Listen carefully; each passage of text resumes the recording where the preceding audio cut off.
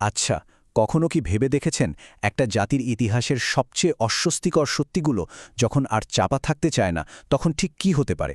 শহীদুল জহিরের লেখা জীবন ও রাজনৈতিক বাস্তবতা আমাদের ঠিক সেই রকমই এক ভয়াবহ বাস্তবতার মুখোমুখি দাঁড় করিয়ে দেয়। তো চলুন আজ এই অসাধারণ উপন্যাসটার গভীরে ঢোকা যাক। শুরুতেই লেখকের এই কথাটা একটু খেয়াল করা যাক। শহীদুল জহির কিন্তু শুধু চান না যে পাঠক তার লেখাটা পড়ুক। না, তিনি চান পাঠক যেন তার লেখার প্রত্যেকটা শব্দের সাথে একটা চিন্তার লড়াইয়ে নামে। মানে তার লেখা পড়াটা কোনো আরামের বিনোদন নয়, বরং এটা একটা অ্যাক্টিভ মানসিক জার্নি। আর এই জার্নিতেই তিনি আমাদের সামনে সে কঠিন প্রশ্নটা ছুড়ে দেন যে অতীতের কোনো মীমাংসা হয়নি, সেই অতীত যখন বর্তমানকে তাড়া করে ফেরে তখন একজন সাধারণ মানুষের জীবন ঠিক কীভাবে বদলে যায়। অনেকেই তার লেখার সাথে গ্যাব্রিয়েল গার্সিয়া মার্কেজের জাদু বাস্তবতার একটা মিল খুঁজে পান, এটা ঠিক। কিন্তু জহিরের জাদু বাস্তবতা কিন্তু ল্যাটিন আমেরিকা থেকে ধার করা কিছু না। এর শেকড় গেঁথে আছে একেবারে বাংলাদেশের মাটিতে, এখানকার লোককথা, পুরাণ আর রাজনৈতিক ইতিহাসের গভীরে। তার এই যে স্বাতন্ত্র্য, এই যে সাহস, এটাকে যদি বুঝতে হয় তাহলে আমাদের ফিরে যেতে হবে তার প্রথম উপন্যাসে। সালটা ছিল ১৯৮৮, আর উপন্যাসটার নাম জীবন ও রাজনৈতিক বাস্তবতা। দেখুন, এই উপন্যাসটা কিন্তু শুধু একটা গল্প না, এটাকে বলা যায় মুক্তিযুদ্ধ পরবর্তী বাংলাদেশের এক নির্মম দলিল। কি আছে এখানে? আছে মুক্তিযুদ্ধের চেতনা, আবার সেই চেতনারই অবক্ষয়। আছে যুদ্ধাপরাধীদের পুনর্বাসন, আর তার মধ্যে পড়ে একজন মুক্তিযোদ্ধার ব্যক্তিগত অস্তিত্বের সংকট।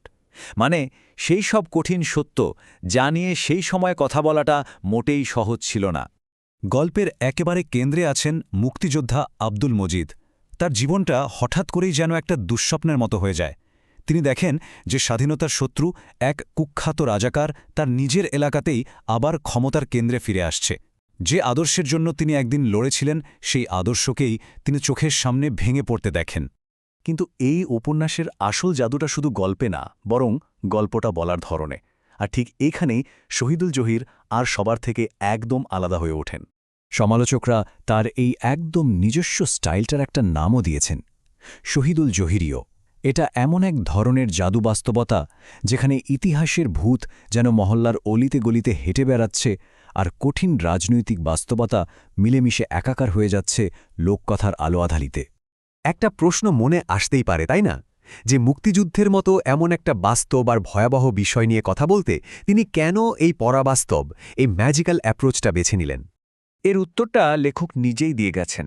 তিনি বলছিলেন যে এরপর এটা হলো, তারপর ওটা হলো, এই যে একটার পর একটা ঘটনা বলে যাওয়া, এই সরলরৈখিক গল্প বলার কাঠামোয় তিনি ক্লান্ত হয়ে পড়েছিলেন।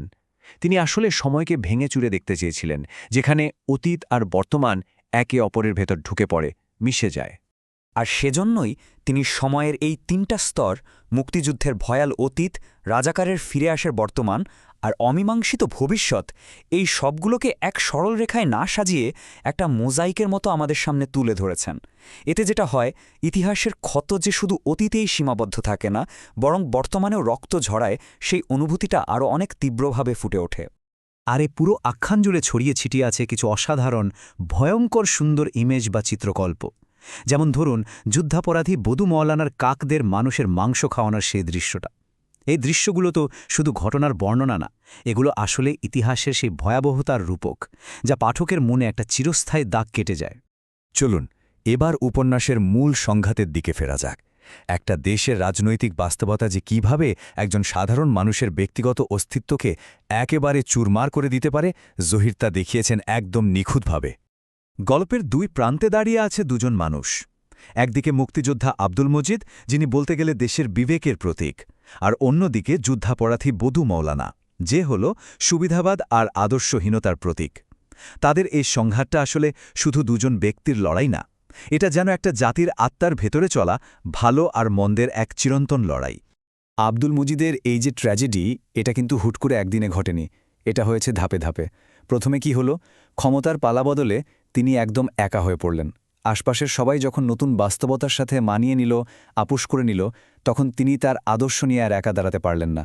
শেষে নিজের বাড়ি, নিজের চেনা মহল্লা ছেড়ে তার চলে যাওয়াটা, এটা আসলে শুধু একজন মানুষের নির্বাসন ছিল না, এটা ছিল, বলতে পারেন, মুক্তিযুদ্ধের সেই মূল আদর্শটারই নির্বাসন। কিন্তু একটা সেরা সাহিত্যকর্ম তো কেবল নিজের সময়ের গল্প বলেই থেমে থাকে না, তাই না?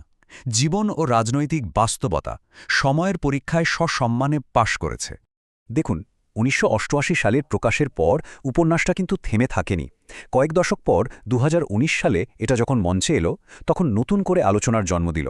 এরপর ইংরেজি অনুবাদের মাধ্যমে এটা পৌঁছে গেল বিশ্ব সাহিত্যের দরবারে এবং পুরস্কৃতও হল। মনে হচ্ছে প্রত্যেকটা নতুন প্রজন্মই যেন নতুন করে এর প্রাসঙ্গিকতা খুঁজে পাচ্ছে। এর কারণটা খুব সহজ। কারণ হল এই উপন্যাসের যে মূল বিষয়গুলো, যেমন স্মৃতি, ন্যায় বিচার, ঐতিহাসিক দায় আর রাজনৈতিক আপোষ, এগুলো কোনো নির্দিষ্ট সময়ে আটকে নেই।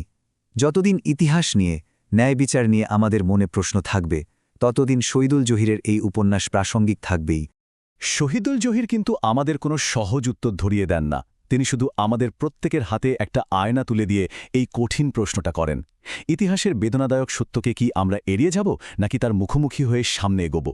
এই প্রশ্নের উত্তরের মধ্যেই হয়তো তার এই অসাধারণ কাজের আসল সার্থকতা লুকিয়ে আছে।